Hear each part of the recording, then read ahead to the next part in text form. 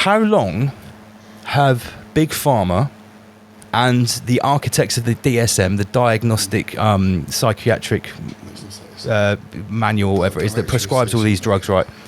30, 40, 50 years.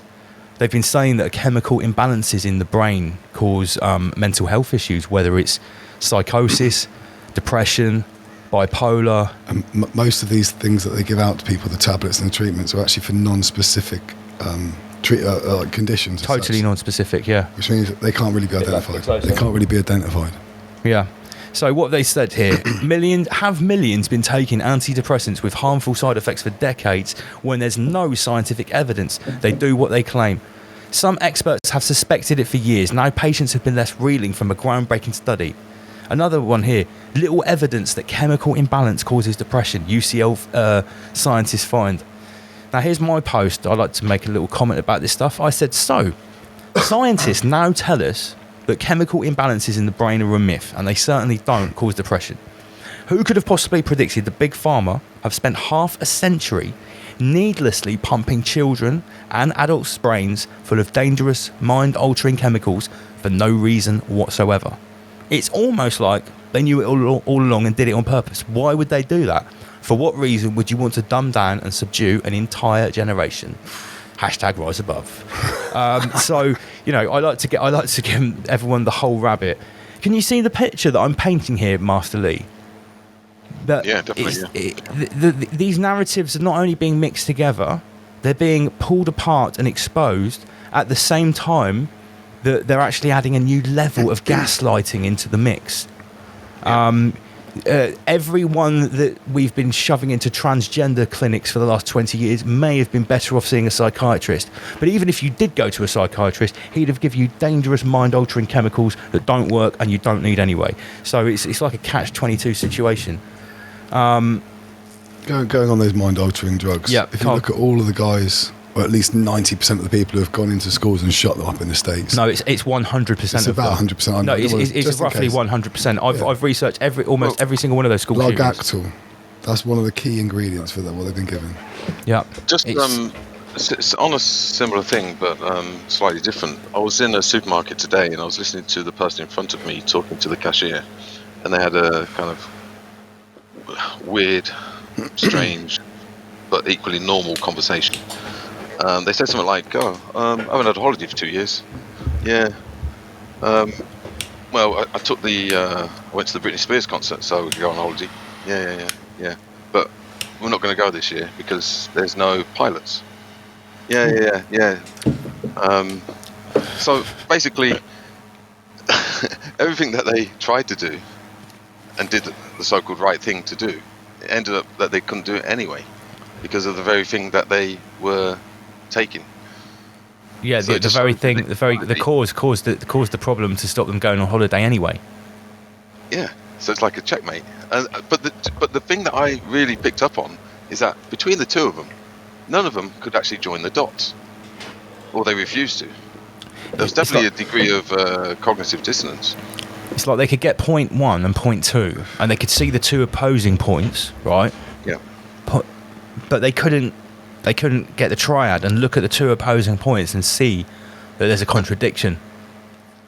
Yeah, exactly. That's poetry in motion. I was talking to Sam Carno during the week, and he mentioned about the Britney Spears concert and actually giving blood. So it turns out you can't give blood if you've been to the concert. Is that official? Well, it seems. There've been all types of stories that your life insurance is basically defunct. You're essentially not a human anymore. I've seen these papers from French court where someone actually said, the judge actually said that you're basically like a patented chimeric subhuman or something like that.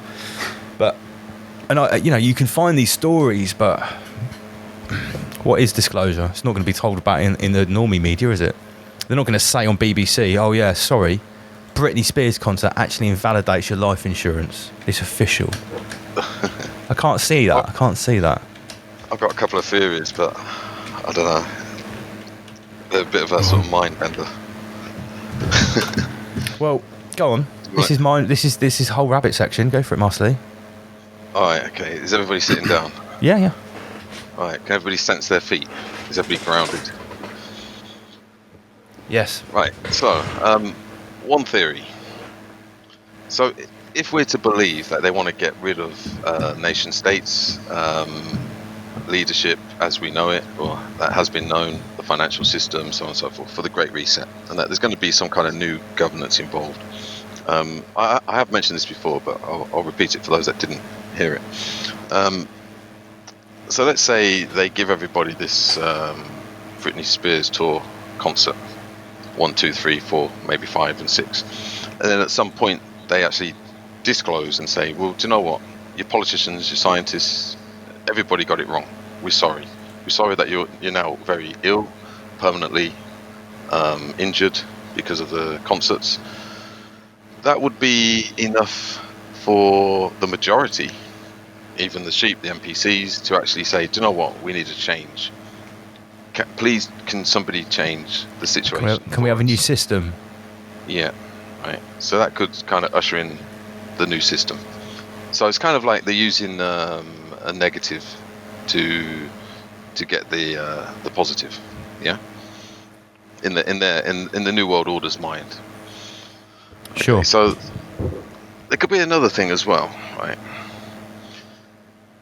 So let's go with the theory that there's some kind of great awakening. There's some kind of change that needs to take place. We've reached a certain end point of the devolution of humanity, so on and so forth, and a percentage of the humans need to be eradicated. Now, it could be that all of these people that have pushed all of this could actually be working for the greater good, like a form of self-sacrifice for the greater good of humanity, because maybe there does have to be some type of depopulation. Now, yeah. Now it's kind of hard to get your head around because maybe there are too many NPCs, too many useless meat sacks, and this is the best way to rid the world of useless meat sacks. Yeah, I mean, I'm going to get beaten up about this. I'd like to see someone try. Let's hypothetically say that your Fauci's, your Bill Gates, your Klaus Schwab, maybe they're the good guys in the long run. Maybe they're just diligent farmers. They're literally just separating the wheat from the chaff. Yeah, I mean, there's always going to be this thing, right? It's where, why would they sacrifice the compliant? Because the two can't be true. So, as an example, if there was a depopulation process, why would you actually get rid of the compliant and the sheep and the NPCs? Right. I'm so glad that you've brought this up because I was thinking about this deeply. This actual subject here is what I've been thinking about non-stop for the last couple of months, right? If it is true that this is a holospheric projection, Luciferian soul trap, if it's a farm where they are feeding off or extracting our emotional content and energy, and it is really the important currency, this Lush, our attention, if it really is that, then think about this. Normies and NPCs have not got any essence. Their Lush is of a very poor quality, right? Now, when you're farming, if you want to get the most out of a basic crop or stock, you use intensive farming, right? And what you end up with is a mass-controlled thing where you're extracting basically some sludge at the bottom. But when you've got the finest breeds, the finest rare breeds that are with the best essence, you know, your Aberdeen Angus and that, well, they get to be free range, and you put them in the meadow in the pasture with the nice grass, because the beef that you get from them when they're outside in the sunshine eating the actual grass, well, it tastes fucking amazing, and it costs a lot. You see how much Wagyu beef goes for? So there's two different products. You know, maybe this new Schwabian future is built for NPCs that can survive the Britney Spears concert. They will be put into these small boxes where they'll go into the metaverse, and their low vibrational cosmic sludge will be extracted via some little biochip. Yeah, well, that's all you can get out of them because there's nothing in them. You've got to try really hard, like intensive matrix farming. Do I sound crazy? I mean, obviously I do. No, But you know what I mean? You know, if all this is true, then surely those with sentient souls and with the most essence that are alive and conscious it would be best to keep us free range because you would get the most out of us. Super Yeah. cool. Does that make sense? Well, if you look at this as some type of food chain and farming process, then it makes a lot of sense. But also, if it was some kind of a coal and this was a luge farm, then if you were trying to extract the best pure filtered essence, then you would definitely get rid of the useless meat sacks that were just full of moon fertilizer, because they're not producing anything. Just putting it out there. I mean, this is whole rabbit hour, isn't it? Come on. Danny Minute says it makes perfect sense. I'm glad it's not just me. MC Shopping Centre says we're F1 hybrids. But yeah, but this is the thing. When I've tried to talk to normies about this, they say, well, okay, if everything you say is true, why are the compliant people the ones that are dying from the adverse Britney effects after they've chosen to do it? Why is it consensual? And I was like, well, the proof's in the pudding. The people who are choosing to take part in the ritual and the self-sacrifice are the ones being sacrificed. I haven't seen any evidence to the contrary so far. And obviously, I'm not looking for that to happen. I didn't particularly want anyone to get sacrificed, but it's not my say to say when someone needs to feed the moon. You know, there's much larger forces going on at play than any of us here. Yeah. I mean, if you zoom out and you look at the sort of macrocosm nature of, say, the microcosm. So as a microcosm, we all know that things are birthed, live, and then they face death. Well, if you look at it from, if you zoom out, look at the macrocosm, then equally entire planets, realms, may go through the same process. Yeah. And things have to be passed on, things have to be transferred over. And this is something that really needs to be understood, that nothing lives in isolation.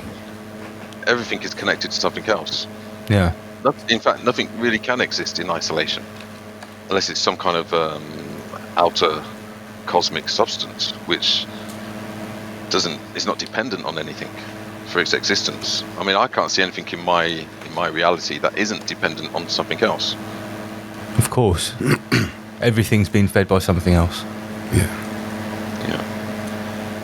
This subject has been troubling me greatly. Like, why, you know, if you wanted compliant people for your new Schwabian utopia, why would you make an agenda where the compliant people consensually sacrifice themselves in front of everyone else for them to see? I think maybe this is why it's stopping some fence sitters from completely just letting go, is because they can't make sense of it. Because really, it should be the fact that the NWO would release a deadly people's pandemic, and only the compliant Britney Spears attendees were the ones who survived.